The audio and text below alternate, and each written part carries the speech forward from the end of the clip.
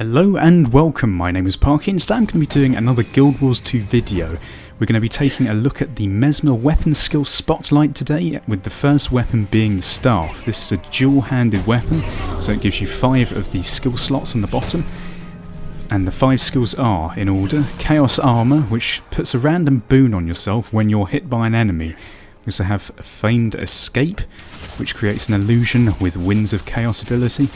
We also have Winds of Chaos, which puts random conditions on enemies and boons on our allies.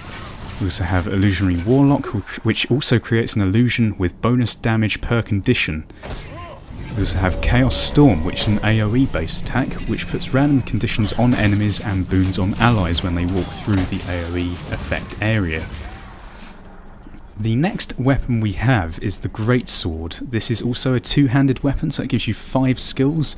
The first being Spatial Surge. This is the auto attack. It does more damage the further you are away from the enemy. And we also have Mirror Blade, which is a damage which bounces between foes. It also creates an illusion on the final foe. We also have Mind Stab, which is a damage with 6 seconds worth of vulnerability. We can also create a Phantasmal Berserker, which is an illusion with an AoE whirl attack and cripple. We also have Illusionary Wave, which is a knockback ability. Okay, the next weapon we're going to have a look at is the sword, which is a single-handed main weapon. You can also equip this in the offhand, but you can use it in either. So this gives you 3 abilities in the main hand, the first being Mind Slash, which is the auto attack with vulnerability. We also have the Blurred Frenzy, which is just a straight damage. That is one of my favourite skills, I have to say. It's very useful, does a lot of DPS. And we also have Illusionary Leap, which creates an illusion which has the ability to leap and cripple. The next weapon we're going to be having a look at is the scepter. This is a main hand weapon, so it gives you 3 skill slots. The first ability being Ether Bolt, which is the auto attack. It's just straight damage, there's no conditions or anything. We also have an Illusionary Counter, which creates an illusion. It blocks attacks and blinds for 5 seconds. We also have the Confusing Images skill, which is a straight damage with Confuse that lasts 5 seconds on the enemy. Right, the next weapon we're going to have a look at is the Offhand Sword. Now, with the sword in the offhand, it gives you 2 skills, the first being Illusionary Riposte, which is a block. It also creates an illusion and dazes the enemy for a second. Just a second, that's all. Although quite useful, I have to say. We also get the skill Illusionary Swordsman, which creates a phantasm with a leap combo finisher. The next weapon is the Pistol Offhand. This also gives you 2 skills in the 4 and 5 slots.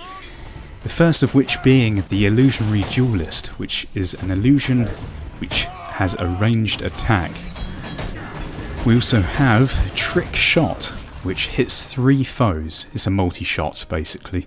The first foe that is hit will be stunned, the second foe that is hit will be dazed, and the third foe that is hit will be blinded. The next weapon is the Focus, which is the offhand weapon. This also gives you 2 skills, the first of which being Temporal Curtain.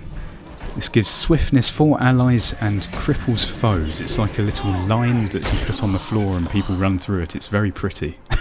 Not that it really matters, but anyway. The second skill is Illusionary Warden.